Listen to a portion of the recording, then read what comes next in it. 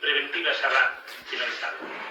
Pero creo, y yo asumo la crítica de no haberme dado cuenta antes, de una enorme injusticia que debería modificarse en España: el uso y el abuso de la prisión preventiva.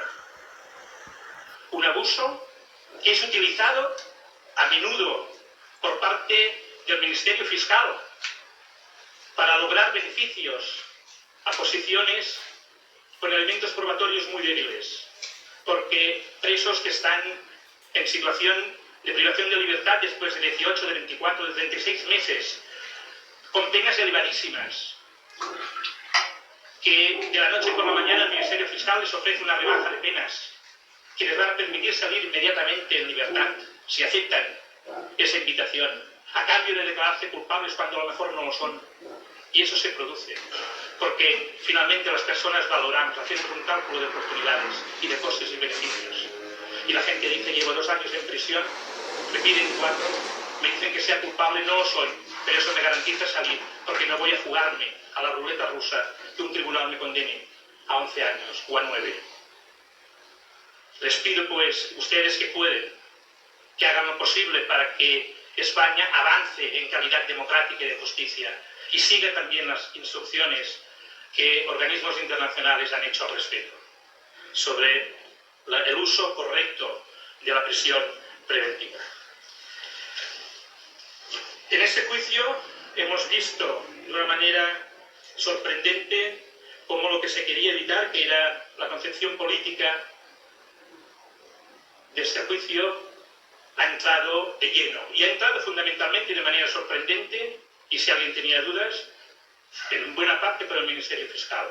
Y si alguien duda de lo que digo, le invito a escuchar la última intervención del fiscal Zaragoza. Creo que es una evidencia que en este juicio fundamentalmente hemos hablado de política y de derechos fundamentales. Y es injusto para este tribunal que tenga que resolver un problema de naturaleza estrictamente política. Yo creo que ustedes no tienen la solución al problema que les ha venido encima. Ustedes difícilmente, porque el Poder Judicial no puede resolver un problema político. Pero sí que es cierto que ustedes tienen una responsabilidad, que es no agravar la crisis política. Y esa es una responsabilidad que no es menor. No me gustaría estar en su piel, en sus pieles, para dar respuesta a todo lo que se ha planteado durante estos largos meses. Pero lo que es evidente es que hoy tenemos un problema político que ha sido irresponsablemente traspasado al Poder Judicial, y este tendrá que resolver, tendrá que decir algo. Ojalá, como decía Andreu van den Eyden, su sentencia sirva para ayudar a resolver lo que la clase política de ese momento fue incapaz de resolver, que era un problema político que solo desde la política se podría encontrar solución. Pero lo más sorprendente de este juicio ha sido la negación de la realidad, la negación de la verdad por parte de las acusaciones, particularmente del Ministerio Fiscal y de Vox. Decía una autora para muchos de referencia, Hannah Arendt, que la verdad, aunque resulte impotente y siempre salga derrotada en un choque frontal con los poderes establecidos, tiene una fuerza peculiar. Hagan lo que hagan, quienes ejercen el poder son incapaces de descubrir o inventar un sucedáneo viable de ella. La persuasión y la violencia pueden destruir la verdad, pero no pueden reemplazarla. El 1 de octubre no fue una jornada de violencia. Lo podrán decir 1000 veces, lo podrán decir más alto de lo que yo ahora hablo, pero no podrán convencer a la gente que vivió el 1 de octubre que eso fueron jornadas de violencia. Porque la violencia no estuvo presente, a no ser que queramos transmutar el concepto de violencia en un concepto etéreo. El 1 de octubre fue una gran jornada, una gran expresión cívica de desacuerdo político, de protesta política, incluso de disidencia política. Algunos lo hemos definido como un gran acto de desobediencia, el más importante en Europa. Si por importante consideramos la gente que participó, más de 2 millones de personas. No sé si fue un acto de desobediencia en la medida que ningún tribunal prohibió a los ciudadanos votar. pero fue un acto de afirmación de dignidad. Y eso es lo que ustedes tendrán que juzgar. Y valorar hasta qué punto es legítimo el derecho a la protesta, incluso a la disidencia. Y hasta qué punto es necesario e imprescindible para una democracia que haya entidades sociales, movimientos ciudadanos que no son miembros de ningún partido político, que no participan de las instituciones, que quieran ser miembros activos en la vida política de un país. Qué difícil un país que pierde la capacidad y el nervio para tener una sociedad activa. Deben ser muy conscientes, seguro que lo son, que de su sentencia se va a derivar también la lectura sobre el límite de derechos fundamentales políticos, democráticos, liberales. El derecho de reunión, el derecho de manifestación, el derecho de la disidencia. Y eso es fundamental no solo para los 12 que hoy estamos sentados en el banquillo, sino para sociedades de nuestro entorno y sobre todo para el futuro de la democracia en Cataluña y en España. Fíjense que en un conflicto político territorial que la Constitución del 78 no da respuesta y que después de muchos años ha salido con el proceso denominado en Cataluña de autodeterminación, hemos pasado a un conflicto también de derechos y libertades. Hoy nadie puede negar que no solo está en duda el futuro político de España y Cataluña como una unidad única, sino que también está en duda la profundidad de los valores democráticos y de los derechos y libertades. No es casualidad que organismos que nos merecen el máximo respeto cuando hablan de Venezuela, de Ucrania, de Rusia, de Turquía, de la India, hayan dado su voz y su opinión sobre personas que estamos hoy aquí ante ustedes. Hablo de Amnistía Internacional, hablo del PEN Internacional, hablo del Grupo de Trabajo de Naciones Unidas. Y no me quiero alargar, ustedes lo conocen mejor que yo. Pero hay que ser muy conscientes que el debate hoy no solo es sobre la autodeterminación y el derecho de autodeterminación, que también lo es y que fundamentalmente lo es, y que es el origen del problema y donde hay que ir a buscar una solución. Hoy el problema es también de derechos y libertades, y de afectaciones a derechos políticos fundamentales. Yo, que os he dicho, les dije que no fui nunca político profesional, la paradoja me ha llevado a que, estando en prisión, me presenté en unas listas, primero para el Parlamento de Cataluña y después al Congreso de los Diputados. Y he renovado mi compromiso. Y lo hago hoy ante ustedes y ante la gente que nos está viendo. Creo en la política. Creo en la política hecha desde la ciudadanía y la política hecha desde las instituciones. Y he vivido lo que considero que es una limitación de mis derechos políticos como diputado, primero en el Parlamento de Cataluña y después en el Congreso de los Diputados. Pero no me importa esa cuestión como cuestión personal, me importa como valor, no como anécdota, sino como riesgo de categoría. Esa afectación a los derechos políticos y a las libertades que en este proceso se pone sobre la mesa. Acabo ya mi intervención y la quiero finalizar con una afirmación de optimismo. En prisión se conocen muchas normas, muchas leyes, muchas personas no escritas, y una de ellas, y fue mi compromiso con una persona que compartí con él prisión en Lledoners, le dije, lo diré. Hay una norma de esa persona, la norma Lamarty, que dice, no hay ninguna puerta que finalmente se resista. No les diré a qué se dedica esa persona porque está en prisión. Esa metáfora de la puerta que no se resiste en Lamarty, esa metáfora que yo quiero poner aquí encima. En política, en democracia, no hay puertas que se resisten si hay una mayoría de la ciudadanía que lo quiere. Y estoy convencido 100% que en Cataluña la mayoría conseguirá abrir una puerta democrática con una urna, porque la urna nunca puede ser la amenaza a la democracia. La urna no es el instrumento de ningún golpe de Estado, nunca, jamás. Y en Cataluña habrá urnas y votaremos, y lo haremos con un acuerdo con el Estado español, porque es el único civilizado que nos permite mirar hacia el futuro, el acuerdo político, para votar qué queremos ser de mayores.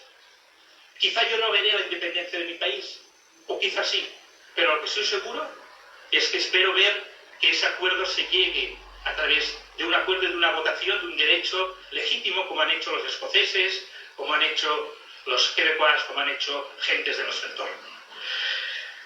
Desde que estoy en prisión he utilizado una frase que no es mía, mucha gente se cree que es mía, aprovecho para evitar reclamaciones de derechos de autor, a pesar de que ya sé que no me los pueden demandar. Es de un poeta, Joan Maragall, que dice: "Y duma els ulls i força el braç". Yo les deseo a ustedes toda la luz para esa sentencia. Y les deseo a todos los que han hecho posible que hoy estemos aquí de una manera digna y serena, a la gente, mis conciudadanos, toda esa fuerza para seguir manteniendo la misma dignidad que hemos mantenido hasta ahora. Y quiero agradecer, para finalizar, a mis defensas, a Jordi, a Ana, a Kiku, a Miriam, a Ramón, a toda la gente que ha colaborado con el equipo y al resto de defensas que no las voy a nombrar por razones obvias, porque me alargaría. Ayer lo decía, quité un tuit y lo hicieron: son grandes profesionales, pero son mejores personas. Y yo se lo agradezco. Me gustaría agradecer a las acusaciones, pero supongo que comprenderán que no les de recibo agradecer cuando te piden 17 años de prisión. Pero sí que les deseo lo mejor. Porque a pesar de que nos separa una enorme distancia, con toda la actitud que he visto aquí, estoy convencido, absolutamente convencido, que la mayoría de las acusaciones, no sé si todas, pero la mayoría, cuando a la noche cierran la luz, son conscientes que en conciencia no han hecho lo que tocaba. Y son conscientes que han forzado elementos, figuras, retóricas para defender una posición que no era justa. Confío en que finalmente la justicia llegue. Muchas gracias. Muy amable. Señora Forcadell. Ha finalizado Jordi Sánchez y en estos momentos se dirige al último turno de palabra Carme Forcadell. Señorías, cuando declaré por primera vez ante este tribunal el mes de febrero, era ya muy difícil sostener y entender por qué motivo y con qué pruebas yo estoy acusada del delito de rebelión, mientras mis compañeros y compañeras de mesa están acusadas del delito de desobediencia y serán juzgados en el Tribunal Superior de Cataluña, el Tribunal Superior de Justicia de Cataluña. Hoy, tras 447 días de prisión injusta y después de 4 meses de juicio en que hemos visto todas las pruebas y hemos oído los testimonios, los testigos, resulta totalmente incomprensible. Tal como han demostrado las pruebas documentales y testificales, mi conducta ha sido exactamente la misma que mis compañeros y compañeras de mesa. No existe ninguna declaración, ningún hecho que difiera de la de mis compañeros, tanto dentro como fuera de la mesa. Mi voto ha sido tan importante o tan poco importante como los suyos, tan necesario o tan poco necesario como los suyos. No existe ningún acto, ningún tuit, tanto que se ha hablado de tuits, ningún correo, ninguna llamada telefónica, ningún WhatsApp que justifique que yo esté separada del resto de la mesa del Parlamento. El Ministerio Fiscal, en 2 ocasiones diferentes, durante la declaración del señor Sánchez y durante la testifical del señor Gené, manifestó que la actividad y la actuación de la Asamblea durante el año 2015 no era objeto de acusación, que ni siquiera le interesaba. Entiendo que por ello no fueron llamados a testificar los otros partes o las otras organizaciones que firmaron la hoja de ruta. Entiendo, pues, que estoy siendo juzgada como presidenta del Parlamento de Cataluña. pero todas las tramitaciones que hice fueron conjuntamente con los miembros de la mesa o fueron adoptadas por el Pleno. Mi conducta fue exactamente la misma que la de mis compañeros, como demuestran las actas de la mesa y las transcripciones de las sesiones plenarias del Parlamento. Por todo ello, afirmo que estoy siendo juzgada por mi trayectoria política, por ser quien soy, no por mis actos, no por mis hechos. Prueba de ello son los desesperados y los descarados intentos de alterar, de cambiar la realidad para sostener la acusación o las acusaciones contra mí, como por ejemplo otorgarme funciones que como presidente del Parlamento no tenía porque el reglamento no lo permite. No lo permite. Las iniciativas parlamentarias son de los grupos parlamentarios, del gobierno, de los ciudadanos, pero nunca de la mesa. Nunca de la mesa. La mesa del Parlamento cumplimos en todo momento el reglamento del Parlamento, tal y como han testificado todas las personas que han pasado por aquí. Todos los testigos lo han dicho. Defendimos la libertad de expresión, el derecho de iniciativa, el derecho de participación política de todos los diputados y las diputadas. Esa es la realidad. Quiero decirles, señorías, que durante este juicio se ha realizado un extraordinario esfuerzo, un esfuerzo observado por todas las personas que han seguido este juicio para visibilizarme, para que saliera mi nombre cuantas más veces mejor, a ver dónde podemos colocarla, para diferenciarme de la mesa,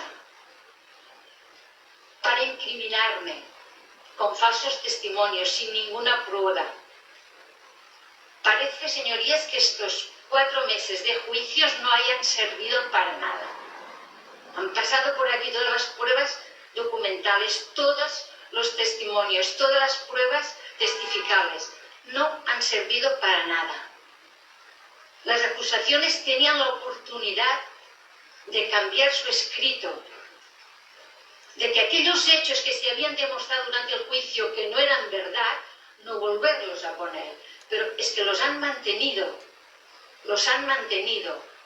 Se mantiene en el escrito de acusación que yo fui presidenta de la Asamblea desde el año 2011 hasta el 2015. Pero es que yo lo fui desde abril del 2012 hasta mayo del 2015. Se mantiene en la acusación que yo hice un tuit sobre los Mossos de Escuadra, que cuando se me preguntó por parte de la Fiscalía le dije que era rotundamente falso y pedí que se mostrara, que se enseñara el tuit. Y me dijeron, no, es que no lo encontramos. Por supuesto que no lo encontramos, porque no existe, pero este tuit se mantiene. Se mantiene que hice llamamientos para ocupar los colegios. Falso. No hice ningún llamamiento. Todos recordarán que el teniente coronel Baena intentó situarme en una reunión. Pero cuando preguntas de mi defensa, le preguntó en qué reunión y cómo era, dijo, ay, perdón, he tenido un lapsus. Qué casualidad. Con la única persona que había tenido un lapsus fue conmigo. Pero creo, señorías, que la prueba que demuestra este esfuerzo extraordinario, esta férrea voluntad de incriminarme, se refiere a un hecho que también lo ha hablado esta mañana mi abogada, pero yo tengo necesidad de decirlo. Se dice que no pude asistir a la reunión del día 28. Falso. Nadie me convocó a esta reunión. Falso. Jamás fui convocada. Me enteré de esta reunión en esta sala. Claro que no me convocaron, porque todos sabían que no tenía nada que ver con el gobierno, porque todos los acusados y todos los testigos han dicho que jamás me reuní en el gobierno, que no tomé parte de ninguna decisión, pero Fiscalía dice que no pude ir. ¿Cómo puede ser que lo único que se cambie en el escrito de acusación sea otra falsedad? Esto es grave y es extraordinario. Miren, señorías, es cierto que como presidenta del Parlamento defendido que la palabra en el Parlamento tiene que ser libre y lo continuaré defendiendo, porque la libertad de expresión es la esencia de la democracia. No podemos convertir la mesa del Parlamento en un órgano censor que decida de lo que se puede o no se puede hablar, porque si lo hiciéramos estaríamos coartando los derechos y las libertades de los ciudadanos. La censura no debe entrar en el Parlamento, no debe hacerlo. Y precisamente para preservar que el debate, la palabra y el voto sea libre de todos los diputados y las diputadas, existe la inviolabilidad parlamentaria. Para preservar esta libertad, para que todos los diputados y diputadas puedan hablar y votar libremente. Esta inviolabilidad parlamentaria es la que tenían y tienen los diputados y diputadas del Parlamento, la que teníamos los miembros de la mesa en nuestras decisiones políticas. Y esta inviolabilidad es la que aquí invoco, porque esta es la base de la libertad de los votos, para que se pueda hablar de todo. Es la base también de la separación de poderes. Y lo continuaré defendiendo porque lo creo firmemente. Señorías, espero que tengan en cuenta todas estas circunstancias y espero que juzguen los hechos comprobados y no las falsas especulaciones que obvian la realidad. Porque sí, no solo yo, hay mucha gente que está convencida que estoy aquí por ser quien soy, por mi trayectoria política, no por los hechos. Pero también espero que se reparará esta situación. Muchísimas gracias. Gracias a usted. Señora Basal, ¿tiene usted algo que añadir a lo que ha dicho su señor? Tome asiento, por favor. Bueno, pues todos hasta el momento, y ya van 8 con Dolor Bassa, se están acogiendo de los 12 acusados al derecho a última palabra. Escuchamos a Dolor Bassa.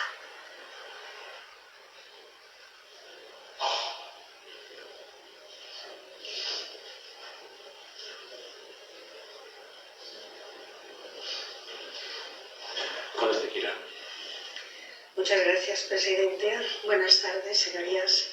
Llegamos al final de más de 50 jornadas de juicio, con idas y venidas, en mi caso de Alcalá Meco, ustedes de la calle. Todos cansados, todos con la vista puesta en el que pasará ahora. Pero además de estas idas y venidas, con 478 días de mochila, de un encarcelamiento en una celda en la prisión. ¿Cómo me he sentido? Pues es un juicio que durante las jornadas a veces me ha indignado, a veces escandalizado y a veces entristecido. La mayoría de las veces entristecido.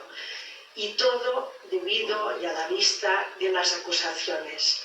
Argumentaciones de las acusaciones que es verdad que han hablado de hechos que pueden haber sido verdad o que han sido falsos, sin tenerlo en cuenta. Han hablado de la intensidad de estos hechos y de la intencionalidad, pero nunca, ni una sola vez, han hablado de derechos o de vulneración de derechos a muchos de los ciudadanos. Es verdad que no tengo formación jurídica, ni mucho menos el nivel de cualquiera de ustedes. Pero debo decir que, en mi opinión, hablar de un desorden público determinado de una persona en concreto y en particular en un momento dado no debería poder ser imputable a una rebelión ni de un gobierno legítimo ni de una organización civil.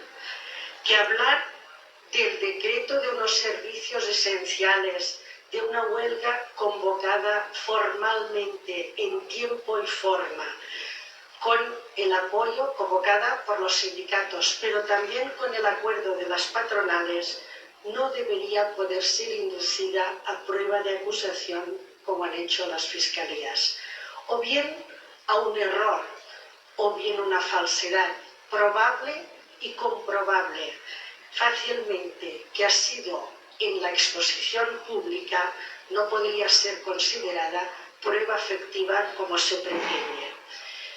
No sé si estamos en un juicio político o no, no soy yo quien tengo que decirlo, pero lo que sí puedo afirmar es que ante la exposición de estos argumentos de la Fiscalía estamos en un juicio que subyace un gran fondo político. Ante ustedes está una persona que, como he dicho, no tiene formación jurídica. Es una persona que de profesión es profesora, que me considero republicana, feminista, independentista y demócrata, cuyo compromiso social y político me viene de mi paso por el sindicalismo, en este caso la Unión General de Trabajadores. Mantengo estas ideas y estas convicciones más allá de que antes de entrar en la cárcel dejé mi acta de diputada y por tanto no he vuelto a los comicios y no tengo ninguna representación política institucional, pero sigo siendo la misma. A partir de esta premisa quería informarles, decirles claramente tres ideas. Primero, que niego los hechos que me han sido imputados. Soy inocente, y lo quiero decir con voz clara y alta. Soy inocente. Ninguna de las pruebas presentadas que hagan referencia a una actuación mía delictiva han podido ser comprobadas.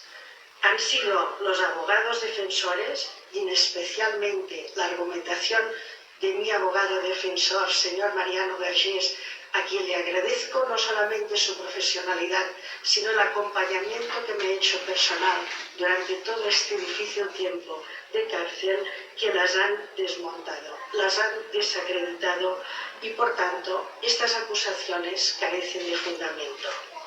Segundo, que quería decirles, durante los 22 meses del cargo de consellera del Govern de la Generalitat, que yo creo que es el mayor honor que puede tener qualsevol persona de ser servidora pública, lo he hecho honestamente. He hecho la servidora pública de manera que fuera para el 100% de la ciudadanía.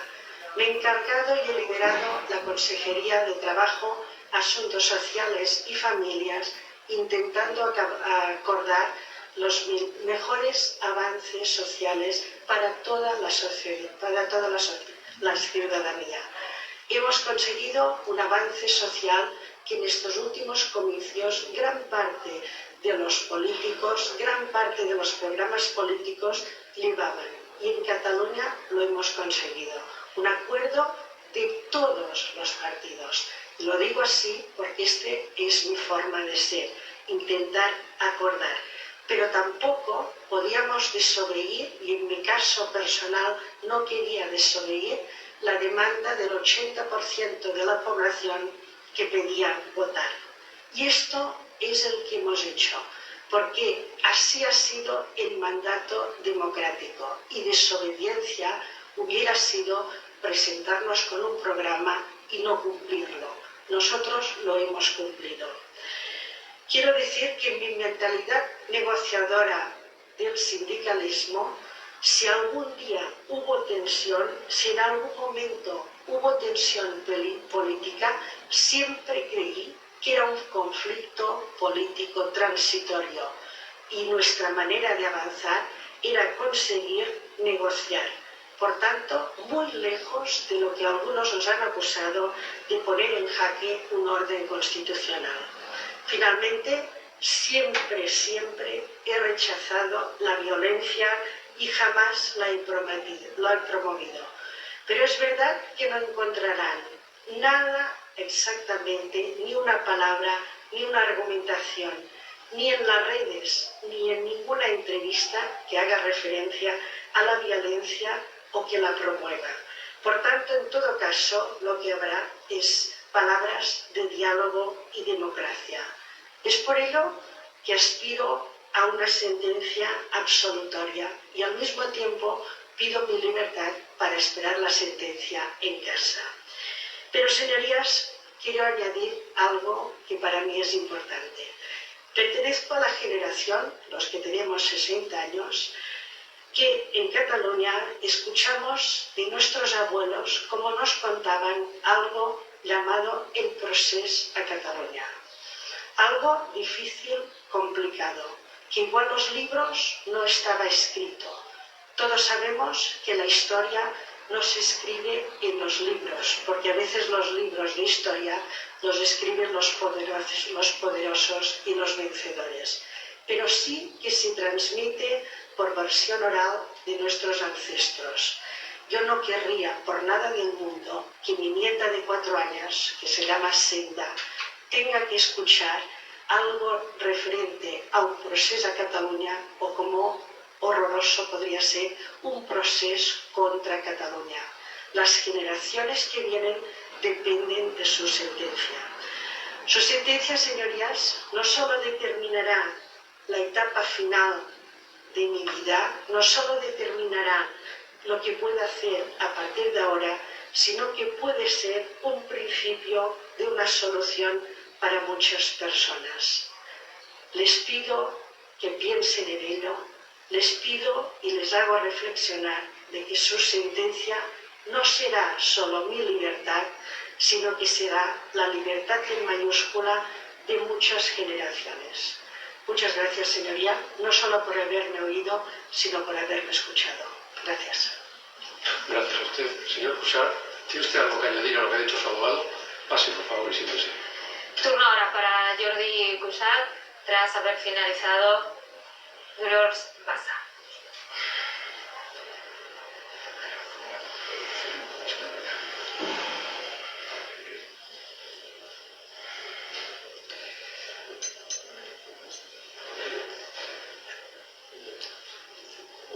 Buenas tardes.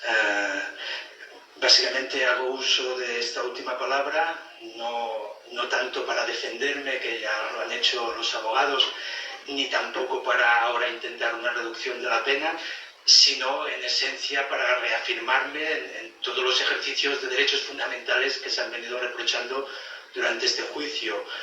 Básicamente porque ellos responden a un interés superior y en este caso muy personal, y es la voz de mi conciencia, que siempre ha actuado pues con coherencia y con este compromiso social a lo que se refiere mi vida más pública, ¿no? Y en este sentido reivindicar una vez más, y también a la Fiscalía, que no hay ningún tipo de arrepentimiento, que todo lo que hice lo volvería a hacer porque estoy convencido que es lo que tenía que hacer. Y es más, y en este sentido, y también otro reproche por parte de la Fiscalía, es que no se aceptaban las consecuencias ni los actos. No es cierto, yo los acepto, los actos y las consecuencias. Yo fui al tribunal, a la Audiencia Nacional, el 6 de octubre del 2017, volví a ir el 16 de octubre y nunca he eludido la justicia, pero porque esta es mi forma de ser, pero es la forma de actuar de aquel que está actuando en base a su conciencia, y por lo tanto todos mis actos siempre han sido públicos, siempre lo seguirán siendo, y también en esta nueva condición de la que les hablaba el día que hacía el interrogatorio de preso político y de persona con más proyección pública, también les quiero compartir con ustedes que es un altavoz inmejorable. Estoy convencido que mis compañeros y yo mismo no estamos de acuerdo con la cárcel, pero sí que es verdad que hemos detectado que es un altavoz que nos permite denunciar aún de manera más contundente la vulneración de derechos fundamentales y la falta de democracia que estamos sufriendo los ciudadanos del Estado español, y por lo tanto tampoco renunciamos a esta condición de presos políticos. Lo que estamos viendo, y es muy probable que tengamos una disparidad de opiniones, pero es un juicio a la democracia, porque en realidad lo que estamos haciendo es ejercer derechos fundamentales, derechos que los hemos aprendido pues del paso de la humanidad, conquistas que se han logrado en esta sociedad y que nosotros pues estamos intentando utilizarlos pues con la mayor de las aptitudes. Se ha comentado también, y no quiero hacerme muy repetitivo, pero es cierto, del resultado de este juicio, pues sí, pues depende la calidad de la democracia en el Estado español, no solo en Barcelona, en Vallecas, en Pamplona, en Salamanca, en Vigo, y supongo que todos somos muy conscientes, porque lo que se penalice en Barcelona, pues se tendrá que penalizar también en Madrid, y estoy convencido que en la respuesta a este intento de penalización de este ejercicio de derechos fundamentales, pues una vez más todos los demócratas del Estado español pues nos vamos a unir en defensa de lo que siempre hemos defendido, que es la democracia y la libertad de expresión.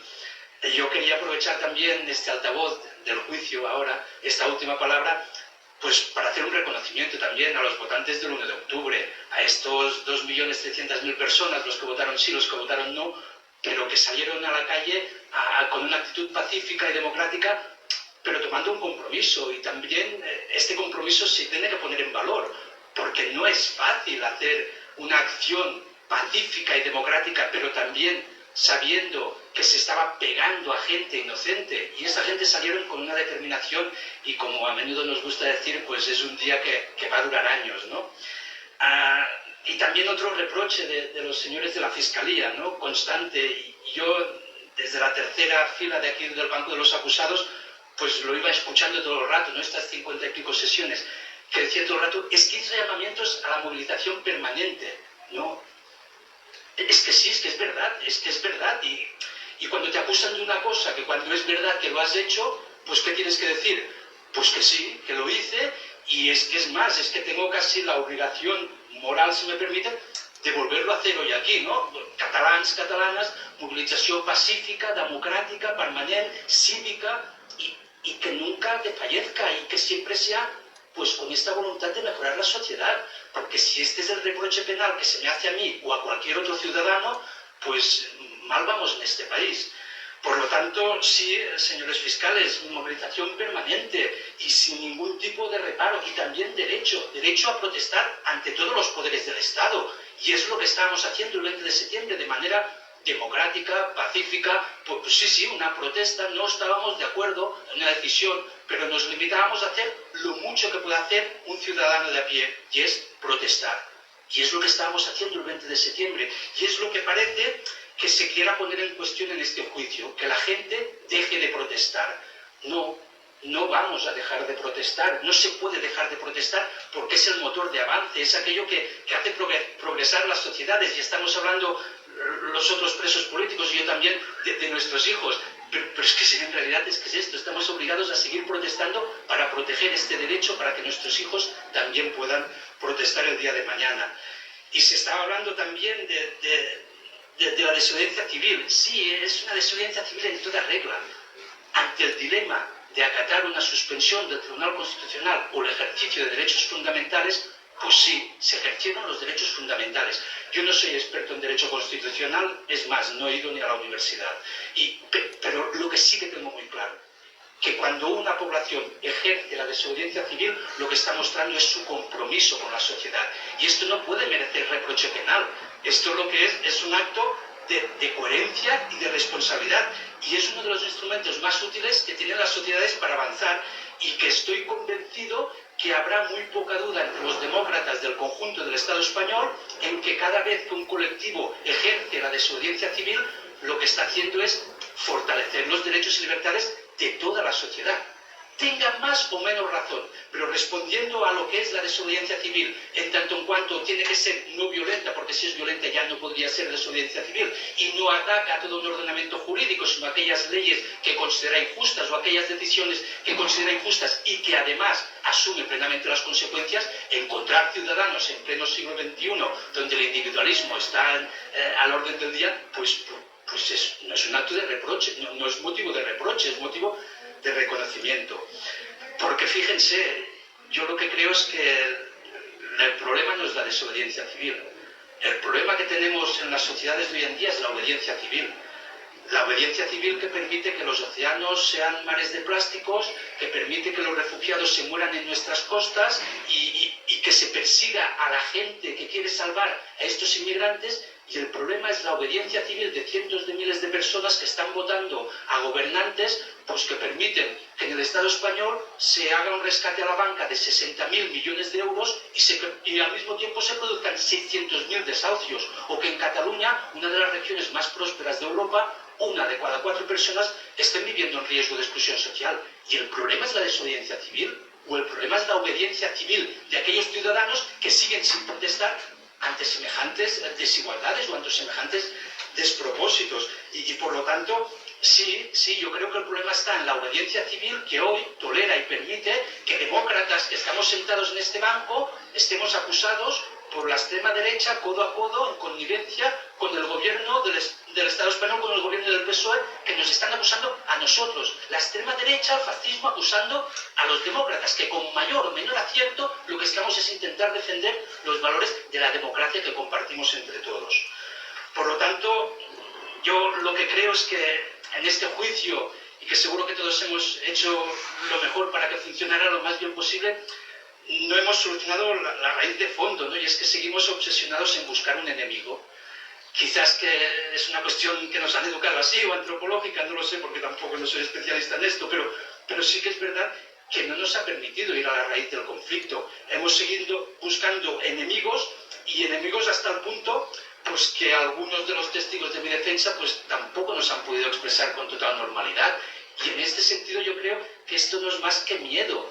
Miedo a escuchar, miedo a la palabra, miedo a empatizar los unos con los otros, a conocernos más y mejor. A mí no me da ningún apuro a conocer mejor a la gente, a conocer las razones del uno y del otro, pues porque estoy seguro que yo tampoco no tengo la verdad absoluta, ¿no? Y en este sentido yo lo que creo es que lo que tenemos que ir es a la raíz del conflicto, y la raíz del conflicto no es otra que si seguimos actuando con miedo difícilmente podremos conocernos y entender las razones de los unos y los otros, y actuar con la empatía mínima necesaria para poder resolver este conflicto, que es un conflicto político, y que yo sí que lo creo plenamente, que esto es un juicio político, porque de lo que se habló el primer día fue del derecho a la autodeterminación, y en cualquier otro delito, de cualquier otro crimen, dudo que se hable del derecho a la autodeterminación. Y por lo tanto yo lo que sí que quiero decir es que ante un conflicto político y ante un miedo que es el de la palabra, pues que nadie va a lograr pues que nos enfrenten entre pueblos. Nunca nos van a enfrentar entre los distintos pueblos de España, por muchas recogidas de firmas que haga el Partido Popular contra el Estatut, por mucho intento de mandarnos policías de otros rincones de España, nunca lo van a lograr. Más del 70% de los ciudadanos de Cataluña hoy tenemos nuestras raíces, nuestros orígenes en otras partes de España y del mundo entero, y consideramos a los pueblos de España pueblos hermanos, como los pueblos de Europa, y nunca nos van a confrontar. No lo lograrán nunca confrontarnos, porque todos juntos hemos construido lo que es hoy la sociedad catalana, una sociedad muy diversa, muy transversal, y donde la gente se pregunta muy poco de sus orígenes, y en cambio sí que se pregunta mucho hacia dónde quieren ir conjuntamente. Y esta es la realidad de un país ni mejor ni peor que otros, pero que se ha conformado con esta realidad, y por lo tanto yo me comprometo como presidente de Òmnium Cultural a no permitir que nos enfrenten entre pueblos hermanos, entre distintos pueblos de España. El señor fiscal también decía, ¿no?, que el rey tuvo, como un detonante, decía, el rey tuvo que pronunciar el 3 de octubre un discurso de enorme calado. Sí, y de enorme calado y de enorme decepción, estoy seguro, para muchos españoles demócratas, para muchos catalanes demócratas que sin ir a votar el 1 de octubre, vieron como el rey renunciaba a hacer su papel de concordia, que lo que estaba haciendo, y por no condenar, era avalar la impunidad de la brutalidad policial. Es que las imágenes de la brutalidad policial del 1 de octubre son muy potentes, es que son unas imágenes que van a durar también años en la mente de la sociedad catalana. Y en este sentido pienso que fue una oportunidad que se perdió de no denunciar esta violencia por parte del jefe del Estado. Y estuve muy contento el otro día también, que seguro que no les preocupa mucho mi felicidad, pero entendí que era buena señal cuando los señores del fiscal por fin decían que sí, que había 1000 heridos. Hombre, y ahora, por fin, es verdad, hay 1000 heridos. Y seguro, y los lamento y los lamentaré siempre, que hubo 63, 93... Perdón, los que sea de policías que estuvieran heridos, pues sí, también lo voy a lamentar, claro que sí, pero sin ningún tipo de reparo. Pero que se reconozca que hubo 1000 heridos el 1 de octubre, yo pienso que es un ejercicio de responsabilidad por parte de la Fiscalía. Perdone. Y ahora lo que sería muy conveniente también es que la Fiscalía ayudara a esclarecer los hechos que provocaron estos heridos. Por lo tanto, yo lo que les quiero compartir con ustedes en estos 3 minutos que me quedan es que yo me niego a vivir sin esperanza, y me niego a deshumanizar mi vida, y me niego también a que mis relaciones y mi modo de sentir se tengan que establecer a partir de ahora con enemigos, porque yo no tengo ningún enemigo, y por eso me niego a odiar a nadie, y me niego a decir que siento ningún tipo de reproche hacia nadie. Yo lo que sí que quiero decir es que, por un lado, no voy a renunciar nunca a ser feliz, y que yo he descubierto también que yo no nací ni tan siquiera para ser forzado a odiar a nadie. Hay un intento de deshumanizar el movimiento a favor de la autodeterminación, el movimiento independentista catalán, y yo creo que es responsabilidad de todo el mundo de entender que es una opción legítima y que merece todo el respeto, igual que cualquier otra opción. De la decisión de este tribunal no van a cambiar mi prioridad, que no es la de salir de la cárcel, y lo digo con toda la humildad y con todo el respeto hacia ustedes. Estamos en una causa colectiva, y de la decisión de este tribunal lo que estoy convencido es que vamos a sacar todos una lección de lo que hace referencia a la lucha en pleno siglo XXI de ciudadanos que con toda la humildad del mundo han decidido a no renunciar a que su país pueda decidir su futuro.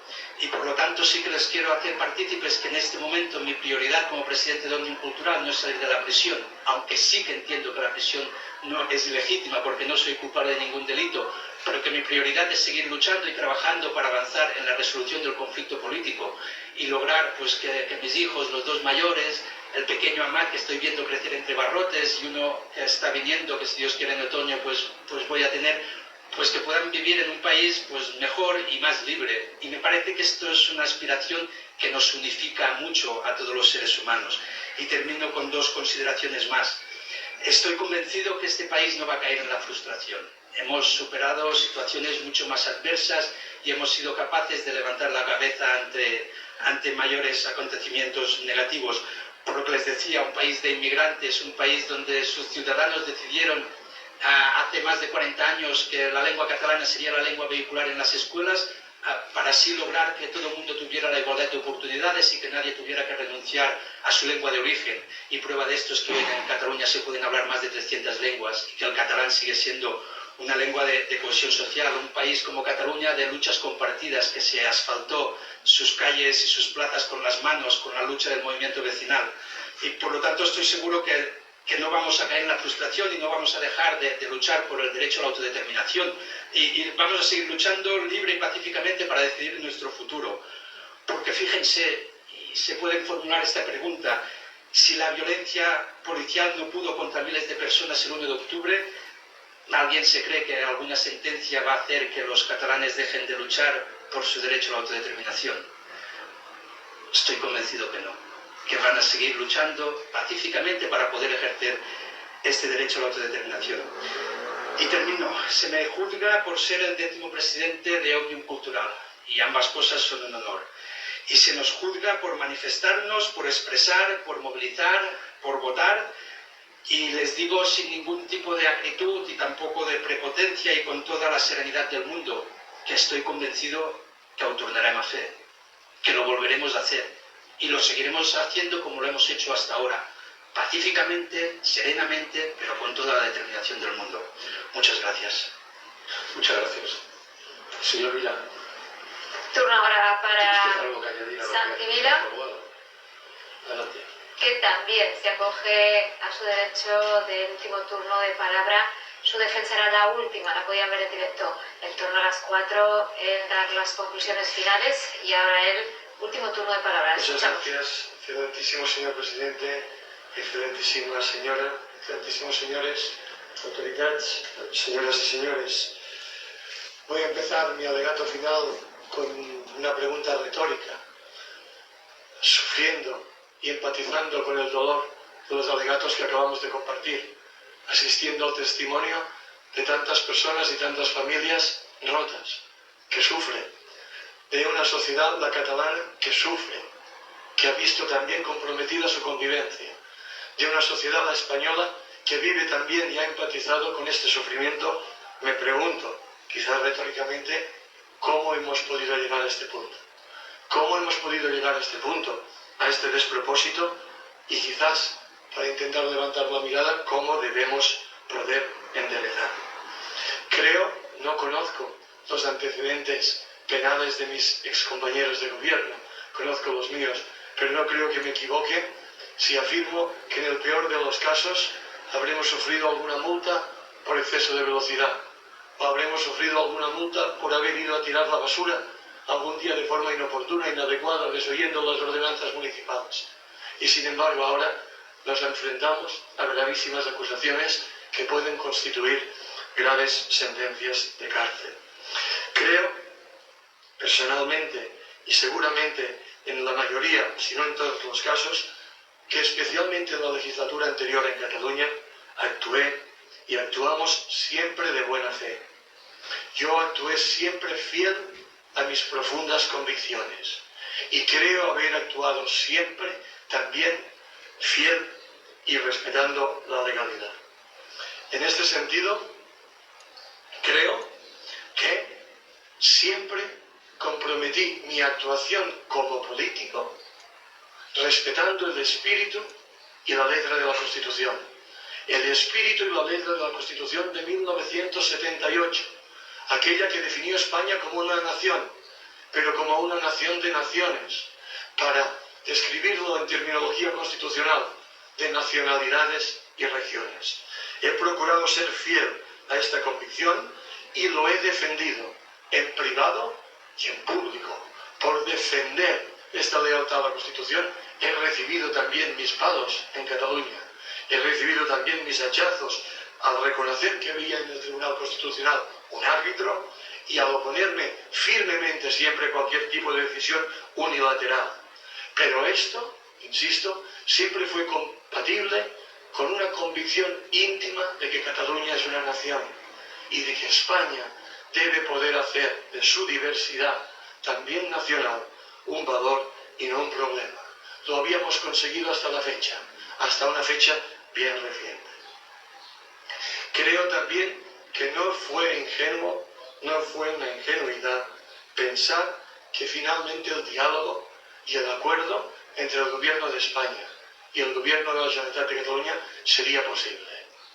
Como afirmó el lehendakari Urkullu, como ha acreditado con su testimonio, pero también documentalmente en el archivo de Poblet, el acuerdo estuvo a punto de ser posible.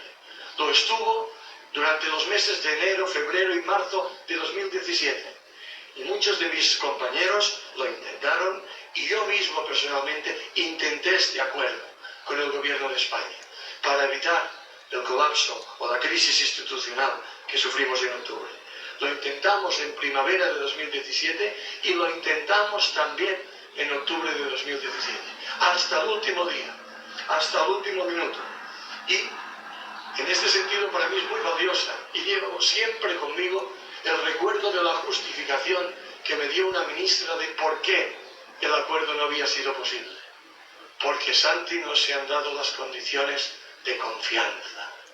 No porque pidiéramos imposibles, no porque situáramos las reivindicaciones incluso durante 2017 fuera del marco de la ley o del marco constitucional.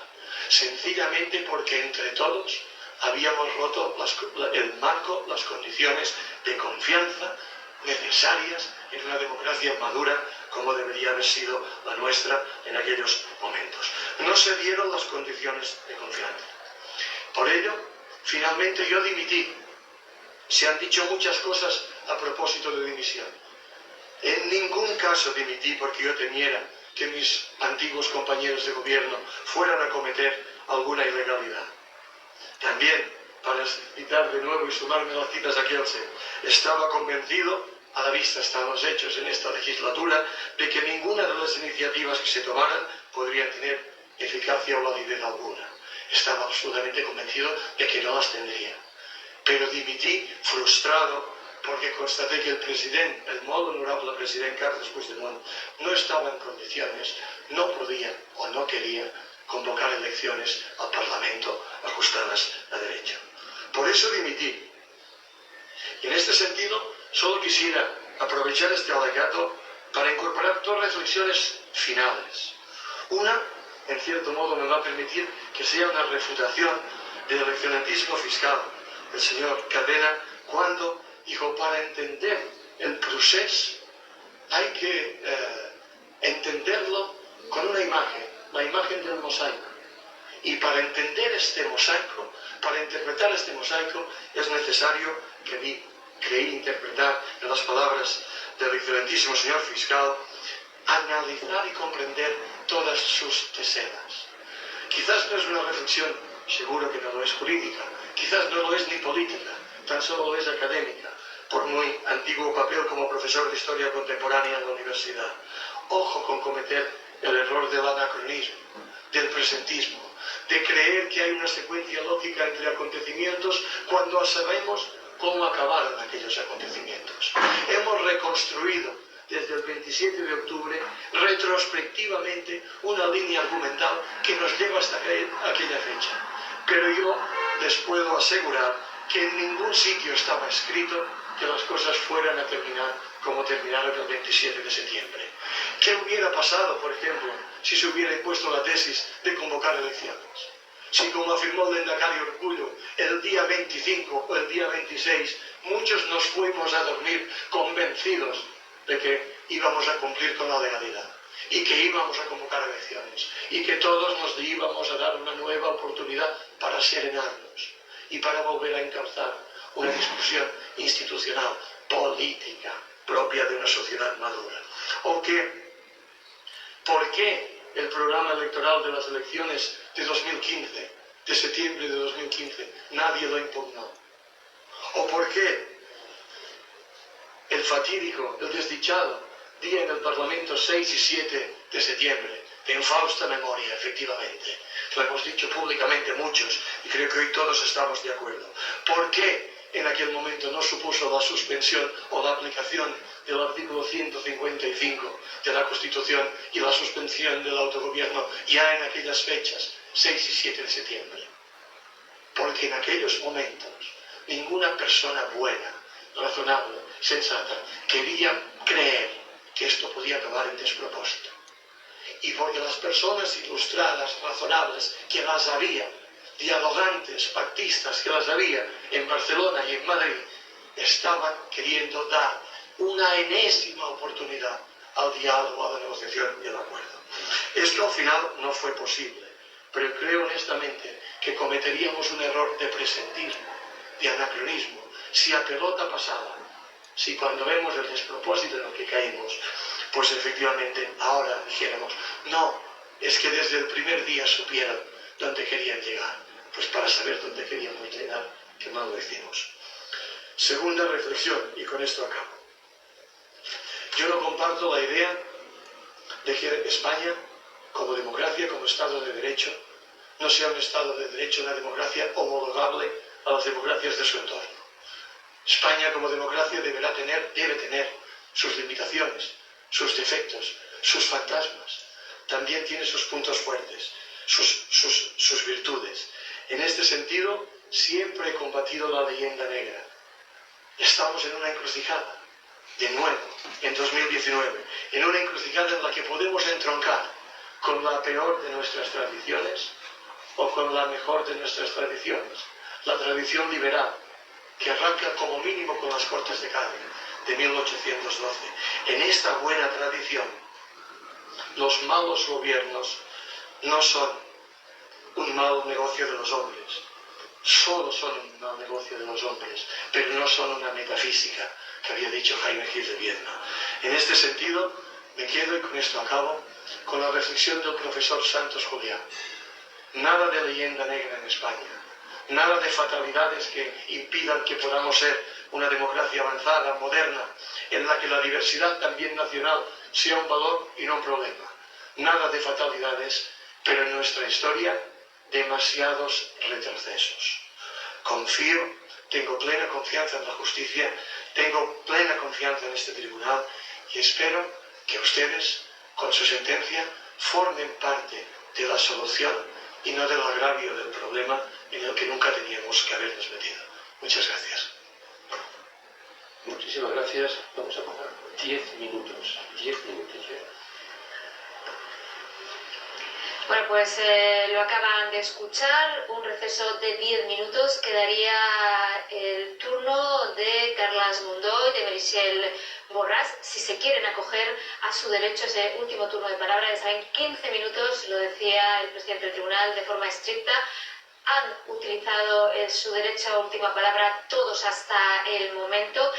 Y mientras ellos estaban haciendo su alegato en el Supremo, les vamos a mostrar imágenes de lo que estaba ocurriendo en el Arco del Triunfo en esta última sesión del proceso. Allí era seguida, han puesto una pantalla, están viendo que se están levantando porque precisamente son esos 10 minutos, pero durante la intervención las personas que allí se han congregado pues sacaban pancartas, aplaudían en algunos momentos de las declaraciones de los acusados. Como les decimos, llevan desde que han empezado los alegatos de los acusados. Ese Arco de Triunfo en el juicio. Ofrecemos en directo, se están levantando, ya les decimos, porque hay un receso de 10 minutos. Después será el turno de Carles Mundó y de Meritxell Borràs, si quisieran acogerse a ese turno de última palabra. Soy independentista, tengo un sentimiento republicano. Bueno, lo han podido ver en directo aquí en el canal 24 Horas. Hablamos de 52 sesiones. El presidente del tribunal, Manuel Marchena, cuando finalice, dará por terminar. Las defensas han vuelto a negar el sobredimensionado. Ha criticado el trabajo De falta. Y el caso. Mañana la defensa de Jordi Cuixart insiste en que si todas las protestas se enmarcan en el derecho de reunión. La defensa de la unidad de España no puede provocar el sacrificio de los derechos fundamentales reconocidos a todo ser humano. Para el abogado de la exconsellera Dolors Bassa tampoco hubo violencia el 1 de octubre. Considera además que los hechos se han sobredimensionado. No existe ni un solo mensaje de doña Dolors Bassa, ni un solo mensaje de los acusados que llamara a la violencia. Las defensas también han hablado de falta de rigor, como la abogada de Meritxell Borràs, acusada de malversación, entre otros delitos. Cuando las conferencias se hablan de cosas que no nos gustan, son malversación. Por su parte, la defensa de la expresidenta del Parlamento, Carme Forcadell, ha asegurado que las acusaciones han mentido durante el juicio. Ha aparecido en lugares donde no ha estado, ha hablado en lugares donde apenas y hasta 25 años de cárcel. Las acusaciones no han variado las peticiones de pena que solicitaron en su escrito de acusación. Para la Fiscalía no hay dudas. Lo que pasó en Cataluña fue un delito de rebelión. Fue un golpe de Estado, utilizando la violencia en aquellos momentos que ha sido necesaria. A Junqueras le atribuye un papel destacado en el procés y pide para él 25 años de cárcel. Yo diría que es el motor principal de la rebelión. También por rebelión pide 16 años de prisión para los exconsejeros Forn, Turull, Rull, Romeva y Bassa. Para la presidenta del Parlamento y a los Jordis solicita 17 años. La pena más baja, de 7 años, la pide para Carles Mundó, Meritxell Borràs y Santi Vila por malversación y desobediencia. Y en su informe final hay una novedad. Se solicita que ninguno de ellos obtenga el tercer grado hasta haber cumplido la mitad de su pena.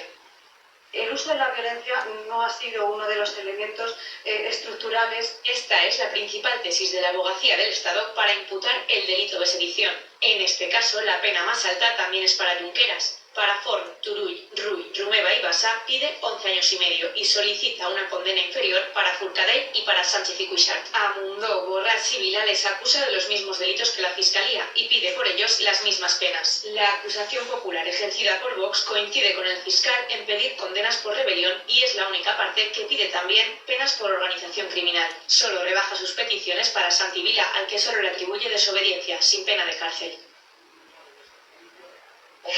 En el Congreso, hoy el PSOE, vamos con más asuntos.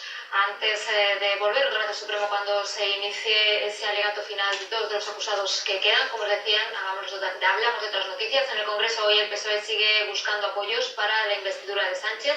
El número 3 del partido, José Luis Ábalos, es ahora el encargado de negociar con los grupos minoritarios. El PNV de momento no ha decidido apoyar a Sánchez. Compromís se muestra más optimista y el PSOE ha dado más detalles del gobierno de cooperación que Pedro Sánchez ofreció ayer a Pablo Iglesias.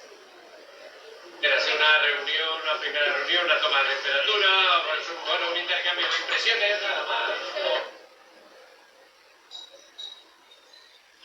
Porque haya pronto un gobierno, porque haya pronto un presidente, pero que evidentemente tiene que haber acuerdos y que tiene que haber esa generosidad que el propio ministro reclamaba, tiene que partir también desde el propio gobierno o desde el propio Partido Socialista para que lleguemos a un acuerdo. ¿Podrá haber miembros de Podemos en ese gobierno, por ejemplo, Pablo Iglesias o cualquier otra persona destacada de Podemos como ministros de ese gobierno, o ustedes insisten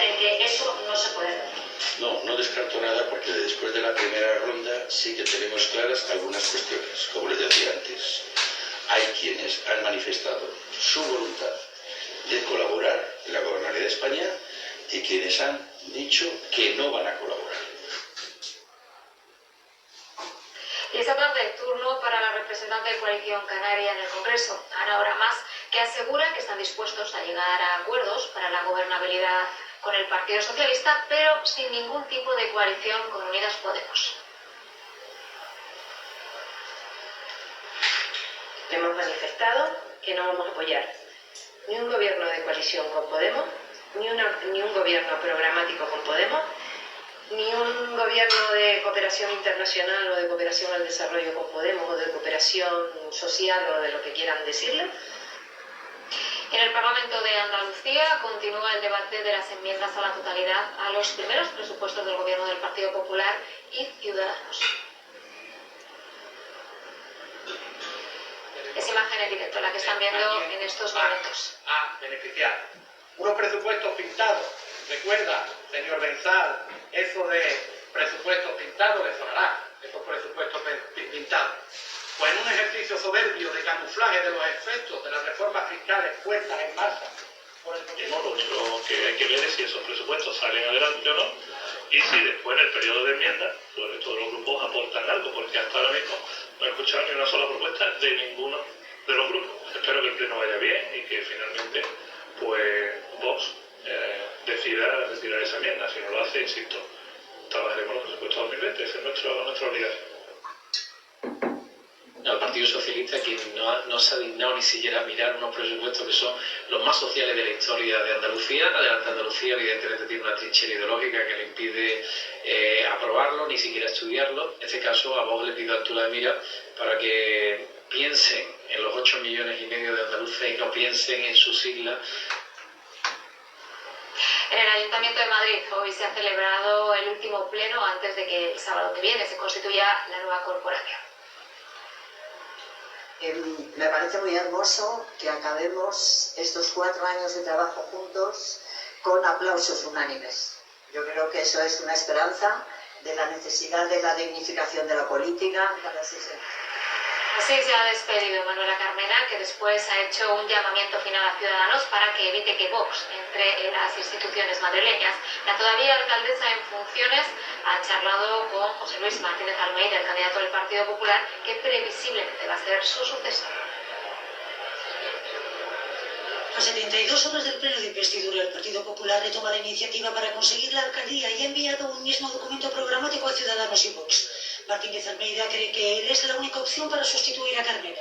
Lo que tengo claro es que yo me voy a sentar con Ciudadanos y también me voy a sentar con Vox, que me corresponde a mí liderar este proceso de cambio en el Ayuntamiento de Madrid. Ciudadanos ve complicado que Begoña Villeci sea alcaldesa y dice lo importante no es liderar, sino gobernar. Lo que sí que puedo asegurar aquí hoy es que Carmena no va a ser la alcaldesa. Eso es lo que puedo asegurar hoy, porque Ciudadanos va a llegar a un acuerdo. Sí o sí, no voy a poner en jaque, y espero que Casado y su equipo tampoco lo haga, poner condiciones exageradas o poner condiciones, en este caso, más personalistas que políticas. Vox confía en un acuerdo con PP y Ciudadanos. Yo confío en que tanto por Partido Popular como Ciudadanos termine en un acuerdo que permita la gobernabilidad de Madrid. Más tiempo hay para intentar acordar un gobierno regional. Vox sigue reclamando estar en el Ejecutivo y Ciudadanos solo aceptará un gobierno con el Partido Popular, que dice sigue negociando con unos y otros para que Díaz Ayuso sea la próxima presidenta.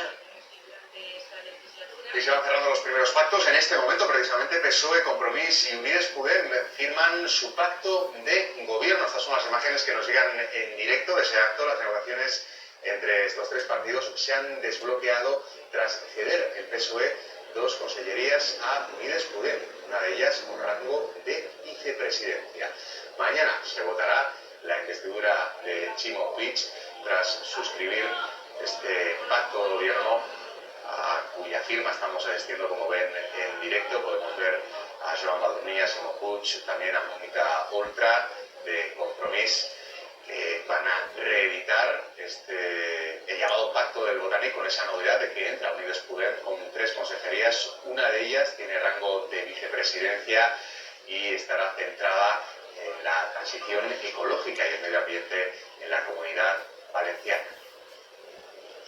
Pacto con el que buscan dar estabilidad al gobierno de la Generalitat de Valencia durante los próximos 4 años.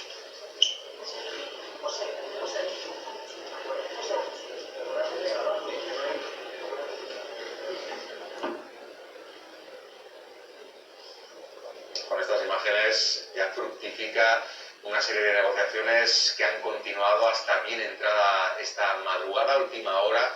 Parecía que Unides Podem podía salir de este acuerdo. Son necesarias las tres formaciones para conseguir mayoría absoluta en el Parlamento valenciano. Finalmente se han unido con esa propuesta, la inclusión de miembros de Unides Podem en 3 consejerías. Imágenes que nos llegan en directo, como decimos, de la firma de este pacto de gobierno, el primero que fructifica después de las pasadas elecciones autonómicas y municipales. De hecho, el caso de la Comunidad Valenciana en particular, porque Ximo Puig decidió adelantarlas y que coincidieran con las elecciones generales que se celebraban en todo el país el pasado 28 de abril, unos comicios que revalidaron la mayoría del Partido Socialista, pero como decimos, necesitaba del apoyo de Compromís, también de Unides Podem, para seguir al frente del Ejecutivo.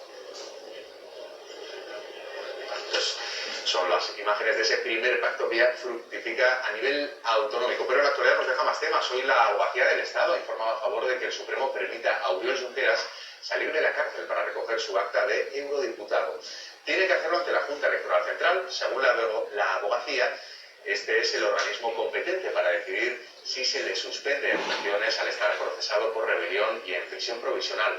El tribunal cuenta también con el informe en contra de la Fiscalía. Tendrá que decidir en los próximos días. La fiscal general del Estado, María José Segarra, ha respaldado al fiscal del Supremo. Considera que sería perturbador, dice, autorizar a Junqueras a tomar esa posesión del cargo de eurodiputado.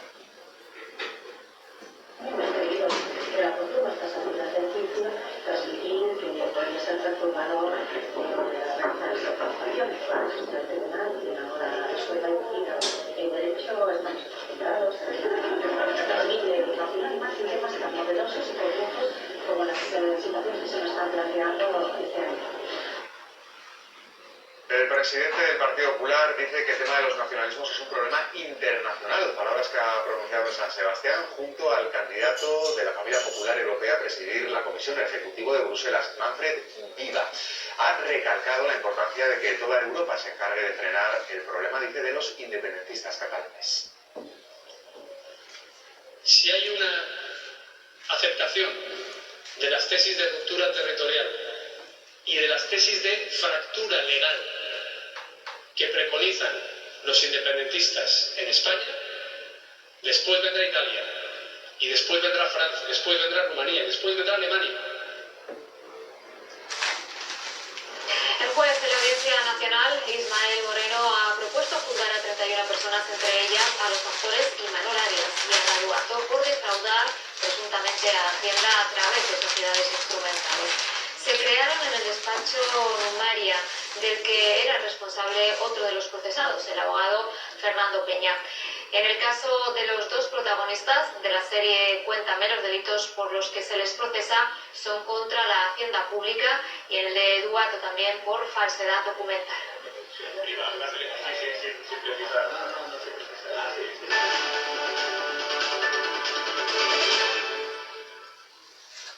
La policía de Hong Kong responde con balas de goma y gases lacrimógenos a los manifestantes que han vuelto a tomar el centro de la ciudad.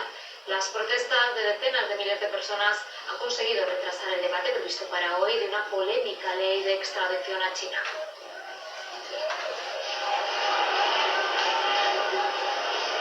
Muchos de esos jóvenes vestidos de negro llevaban desde la noche en las cercanías del Parlamento para intentar paralizar el debate. No solo exigen que se pare la ley, también piden la dimisión de la jefa del Ejecutivo de Hong Kong, afín al poder de Pekín. Tensos enfrentamientos en el centro de Hong Kong en una larga jornada de protestas con las que han conseguido posponer el segundo debate de la nueva ley que permitirá entregar sospechosos de delitos a China continental.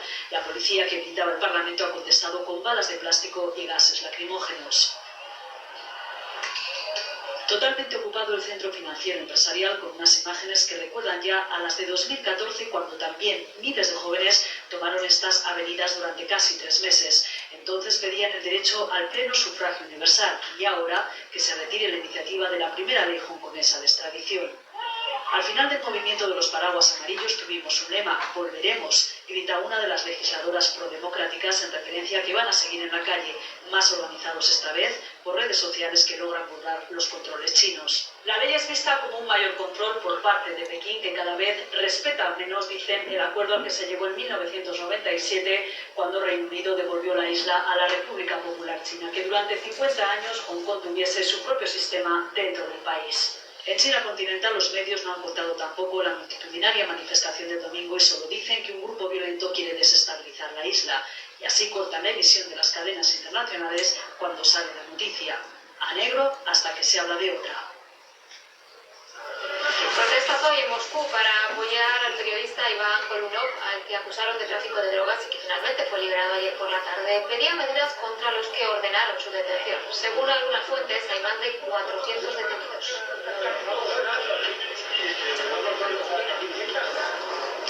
Estados Unidos ha pedido al Reino Unido la extradición de Julian Assange, al que acusa de espionaje y de publicar documentos secretos. Sin embargo, la legislación británica prohíbe las extradiciones a países en los que el acusado puede ser condenado a pena de muerte. De momento, Assange cumple en Londres una pena de 50 semanas de cárcel por violar la libertad condicional que se le concedió en el año 2012 antes de refugiarse en la Embajada de Ecuador, y tiene pendiente, como saben, otra acusación de violación en Suecia.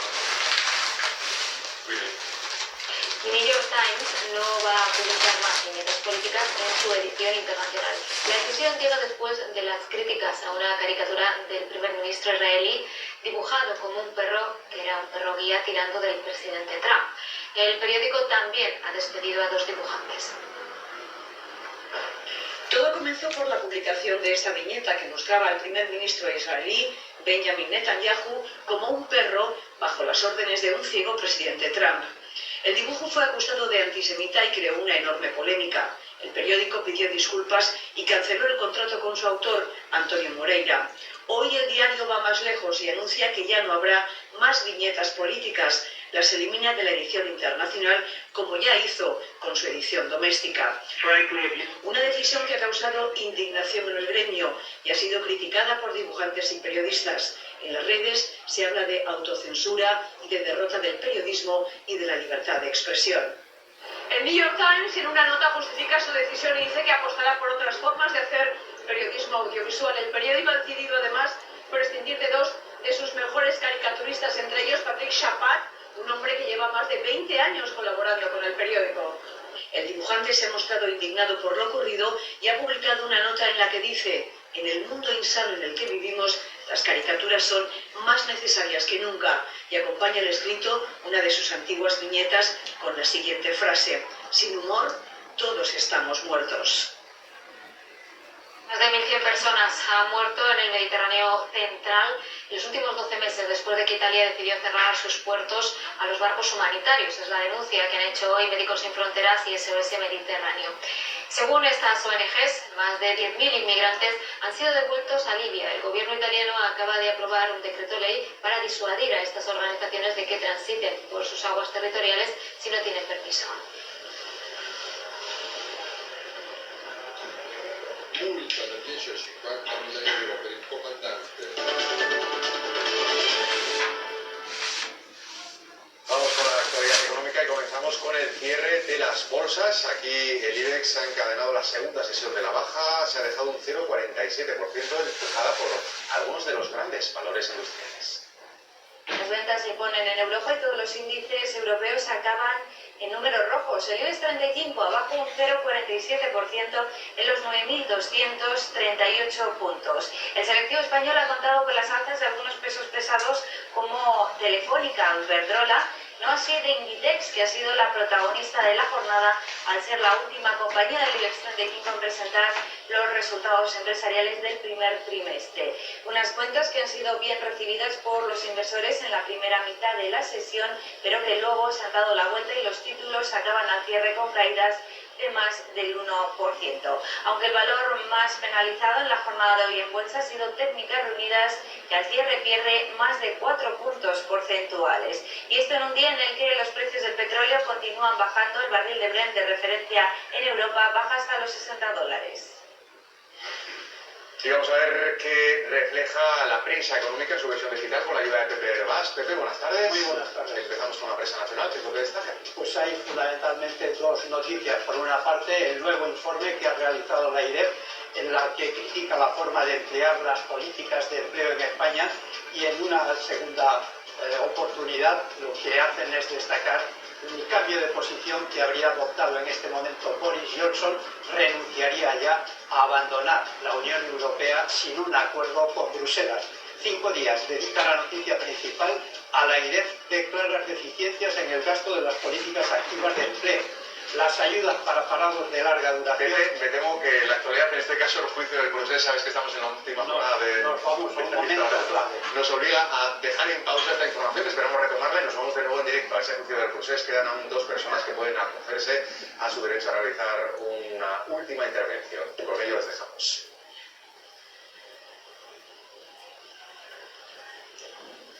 Presidente, miembros del tribunal, no sé si al preparar este alegato he encontrado las palabras adecuadas.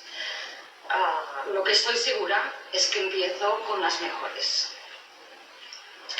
Mi padre siempre decía que si se leían los discursos de diputados catalanes en las Cortes españolas de antaño, muchos de ellos seguían siendo de actualidad.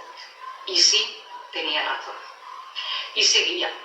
Es así porque a finales del siglo XIX el Renaixement cultural abrió el paso al nacimiento del catalanismo político, reivindicando antiguas libertades. Es a partir de entonces que el catalanismo político se articuló con partidos que proporcionaban las nuevas demandas de libertades del siglo XX. Creo que es ilustrativo el poema de Joan Maragall de finales del siglo XIX, su Oda a España, que da su visión de la realidad catalana con España. Este poema empieza con una demanda, una súplica. Escolta, Espanya, la veu d'un fill que et parla en llengua no castellana. Y acaba, después de no sentirse escuchado, con un desencuentro. Adeu, España. Cataluña es una realidad histórica, política, cultural y lingüística. Cataluña es una nación sin Estado que ha reivindicado su derecho a existir. Cuando ha habido democracia, se han buscado fórmulas para dar respuesta a esta realidad. Todas ellas han tenido mayor o menor grado de aceptación, pero hasta la fecha todas fueron destruidas o ahogadas por la irrupción de dictaduras. En esta última etapa, después de la larga noche de la dictadura, se recuperó la Generalitat en el exilio. Se introdujo el concepto de nacionalidad histórica en la Constitución, aceptando de esta forma que existen realidades nacionales como la catalana. Aún así, la voluntad de mejorar nuestro autogobierno persistía y con el tiempo los catalanes nos dotamos de un nuevo estatuto que tuvo tras negociaciones el acuerdo del Congreso de los Diputados y el aval del pueblo de Cataluña. Pero en esta ocasión tampoco pudo ser. Y esto conllevó insatisfacción por millones de personas en Cataluña. Manifestaciones pacíficas cada 11 de septiembre.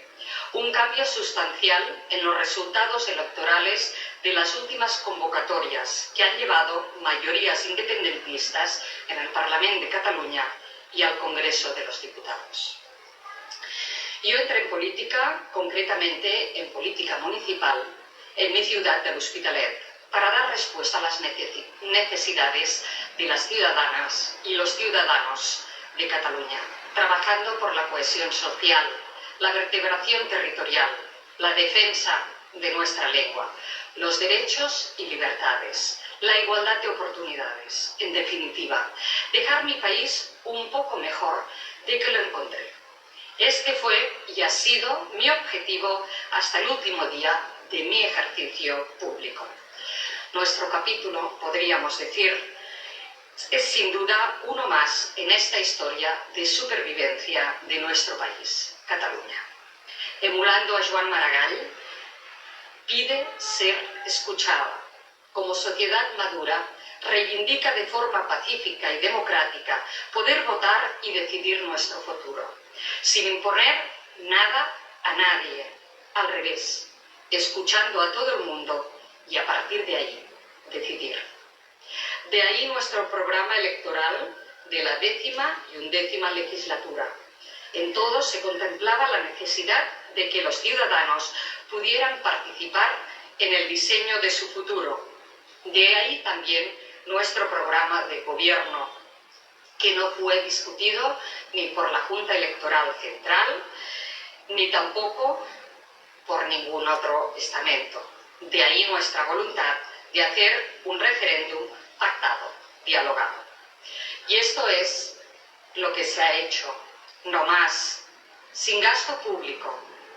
Todos y cada uno de nosotros teníamos muy claro que no habría gasto público, que no expondríamos a nadie. Hacerlo, lo sabíamos, exponía a funcionarios y trabajadores públicos, y a ello, evidentemente, no estábamos dispuestos. Esta era mi firme voluntad, y estoy segura que la de los otros miembros del gobierno. Por otro lado, como ustedes saben, yo no estoy acusada de rebelión, pero yo estuve en Cataluña esas fechas, lógicamente. Y en Cataluña no hubo clima de violencia ni de insurrección. Bajo mi punto de vista, hay un conflicto político, que no es poco. Además, tengo y he tenido una gran relación con mis compañeros de gobierno, y a ninguno de ellos se les pasó por la cabeza ni tan siquiera pensar en la utilización de la violencia para conseguir ningún objetivo.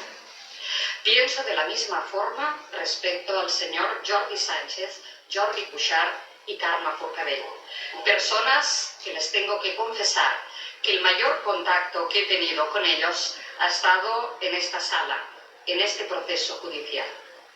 Como saben, yo no estoy en política activa, ni voy a volver. Por lo tanto, esto que digo no es por mí. Pero alguien debería tener en cuenta, y pienso humildemente, que también este tribunal, que hay nuevos políticos, que vendrán de nuevos, y que el anhelo de una buena parte del pueblo de Cataluña de decidir su encaje en la Europa moderna, continuará. Soy positiva y quiero pensar que en democracia sabremos encontrar entre todos el camino de una solución adecuada, dialogada y que nos pueda satisfacer a todos. Muchas gracias. Muchísimas gracias. Señor Mundó, ¿tiene usted algo que añadir a lo que ya han dicho su letrado? Pues adelante, Tomás. Bueno, pues es el turno ahora ya. El último de los acusados, Carles Mundó, que junto con Meritxell Borràs y también anteriormente con Santi Vila son para los que la Fiscalía pide menos pena, 7 años de cárcel por desobediencia. Vamos a escuchar. Buenas tardes y buenas tardes a todos los miembros del tribunal. Yo les anuncio que mi intervención será bastante corta. Hablar tras las numerosas intervenciones que me han precedido tiene el inconveniente que algunas de las cosas que yo podría decir ya se han dicho y no voy a reiterarlas, pero tiene de bueno que podré ser más breve.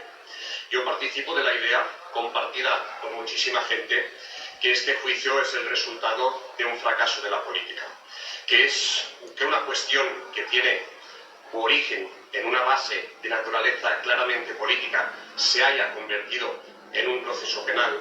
Es un fracaso colectivo si creemos que la función de la política es escuchar a la gente y proponer soluciones. Trasladar los temas políticos a los tribunales hace un flaco favor a la política y seguro que en nada ayuda a la justicia. Yo creo en la política y creo en la justicia, porque ambos son elementos esenciales para fortalecer una sociedad democrática. Así lo he entendido siempre y así lo he practicado, ya sea ejerciendo como abogado o desempeñando la función de consejero de justicia, respetando siempre el papel que tiene cada uno de los poderes.